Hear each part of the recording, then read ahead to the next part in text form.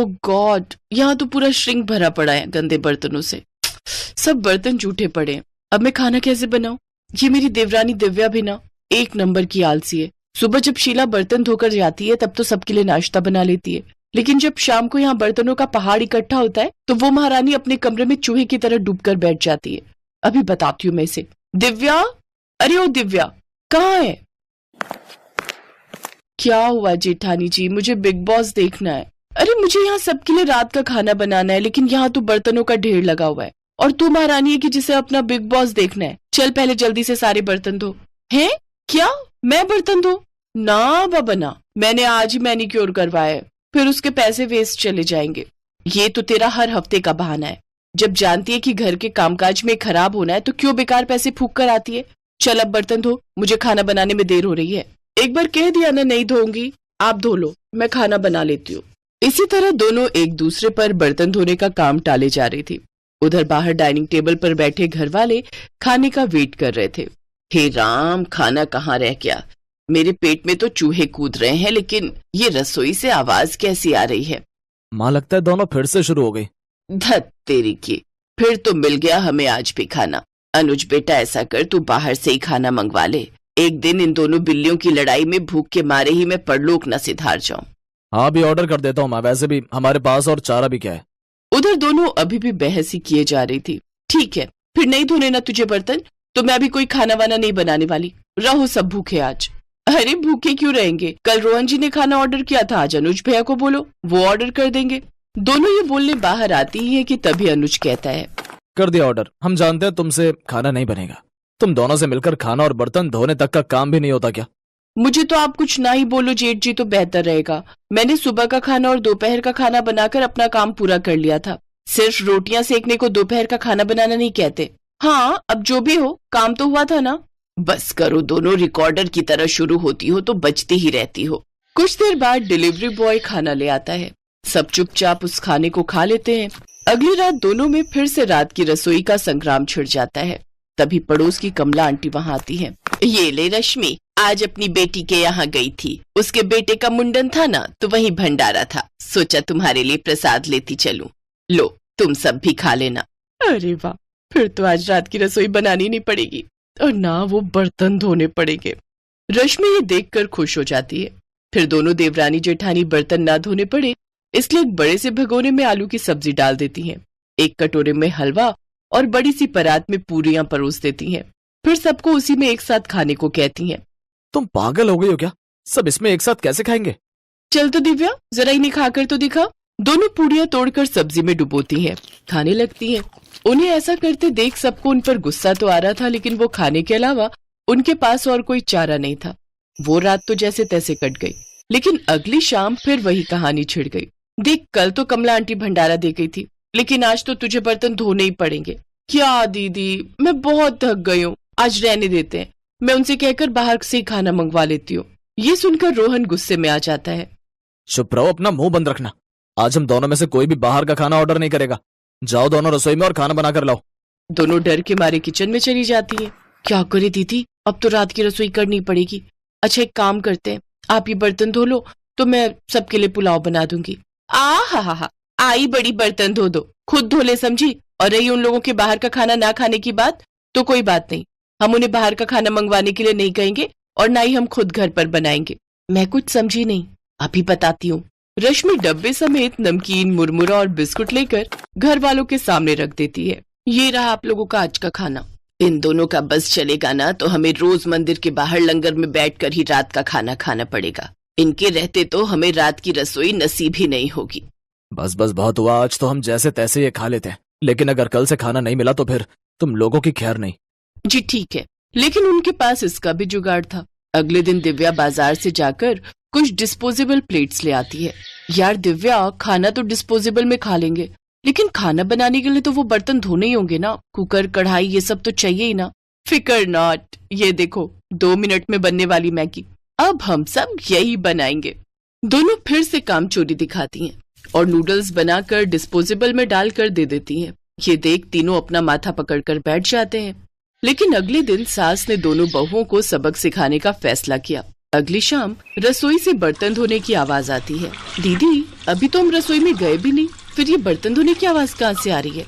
चलो देखते हैं। दोनों अंदर जाकर देखती हैं तो अनुज बर्तन मांज रहा होता है, रोहन धो रहा होता है और बूढ़ी सास पार्वती खाना बनाने लगती है। ये देख उन दोनों को बड़ी शर्मिंदगी होती है। ये आप सब क्या कर रहे हैं? बहू, अब तुम दोनों से तो ना बर्तन धुलते हैं ना खाना बनता है, तो हमने सोचा हम खुद ही ये काम कर लेते हैं ताकि हमें रात की रसोई खाना तो नसीब हो। तुम दोनों जाओ और आराम करो। नहीं माँ जी, हमें माफ कर दीजिए, हमारी रहते आपको ये सब काम करना पड़ रहा है। हाँ माँ जी, हमसे भूल हो गई, हमें अपनी गलती का एहसास हो चुका है। अब से आपको कभी शिकायत का मौका नहीं देंगे। हमारे रहते हमारे पतियों को जूठे बर्तन और माँ जी आपको खाना बनाना पड़ रहा है। नहीं नहीं नहीं, आप सब बाहर जाइए, हम 1 घंटे में खाना बनाकर लाते हैं। अच्छा ठीक है, तुम कहती हो तो रहने देते हैं। चलो बेटा। माँ और बेटे बाहर आकर खूब हंसते हैं और एक दूसरे को आंख मारकर कहते हैं मिशन सक्सेसफुल।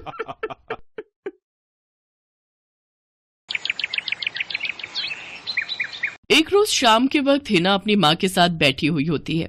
तभी वो अपने फोन में अपनी माँ को एक लड़की की फोटो दिखाते हुए कहती है, माँ ये देखो, ये लड़की कितनी मॉडर्न एंड टॉल है, ये मेरे भैया के साथ एकदम फिट बैठेगी। तभी उस घर की बड़ी बहू मानसी वहां आती है। चलिए माँ जी, हिना दीदी खाना लग गया है। बहू यहाँ तो आ, ये देख हम तेरे देवर के लिए रिश्ता.com की साइट पे लड़की ढूंढ रहे हैं जो कि सुंदर होने के साथ साथ अमीर भी है।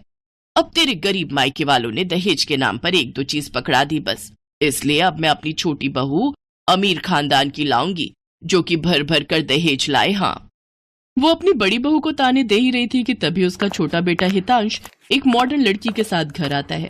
उन दोनों के गले में वरमाला डली हुई थी। हितांश बेटा, ये लड़की कौन है? माँ ये जूली है और हम दोनों ने शादी कर ली है।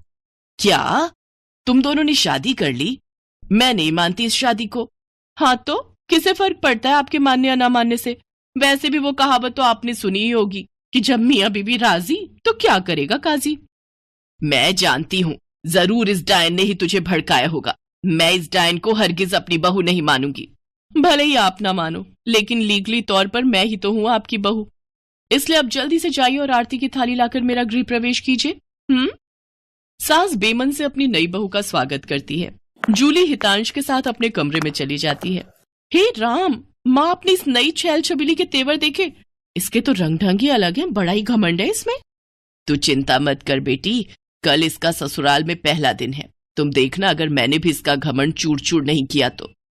अगले दिन सुबह हितांश के पिता यानी जूली के ससुर अपनी पत्नी से कहते हैं, विमला देखो तो सुबह के 10 बजने को हैं और ये नई बहू अभी तक अपने कमरे में सोई पड़ी है और आज इसका रसोई में पहला दिन है और ये अभी तक अपने कमरे में है। तुम रुको जी, अभी मैं इसकी खबर लेती हूँ। नई बहू, अरे ओ नई बहू। कुछ देर बाद जूली वहां आती है। क्या बात है मम्मी जी, क्यों सुबह सुबह इस घर को मच्छी बाजार बनाकर रखा है? छोटी बहू, ये क्या तरीका है अपनी सास से बात करने का? हितांश, हितांश जरा बाहर आना तो। अब क्या हुआ जूली डार्लिंग? तुम चुपचाप से अपने बाप को समझा लो कि वो मुझसे तमीज में रहकर बात किया करे। पिताजी, आपने सुना जूली ने क्या कहा? नालायक, इस दिन के लिए पैदा किया है क्या तुझे कि तू अपनी बीवी का जोरू का गुलाम बन जाए? बस आपसे ही सीखा है पिताजी। जूली की सास खाने की लिस्ट नई बहू के हाथ में देती है और कहती है, ये ले, ये तेरी पहली रसोई की लिस्ट है, आज तुझे ये सब खाना हम सबके लिए बनाना है। और हाँ, उसके बाद किचन की साफ सफाई भी कर देना।